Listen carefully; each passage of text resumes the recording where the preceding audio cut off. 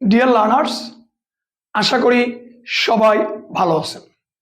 আমি আল্লাহর মতে ভালো আছি। আজ আমরা প্রিপজিশনের খুবই গুরুত্বপূর্ণ একটা নিয়ম শিখব।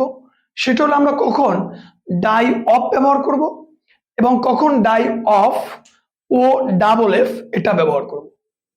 সো সেক্ষেত্রে আমরা মনে রাখবো ডাই অফ হলো রোগে, অসুস্থতায়, ক্ষুধায়, তৃষ্ণায় মারা গেলে ডাই অফ ব্যবহার করা হয়।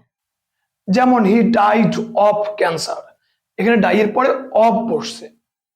কিন্তু যদি বলা হয় যে die of O double F, সেক্ষেত্রে একে একে বা একজন একজন বা একটা একটা করে মারা গেল।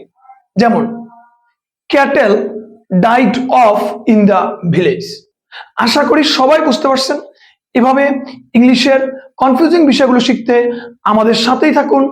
আবার আসবো নতুন কোনো ভিডিওতে। আল্লাহ হাফেজ।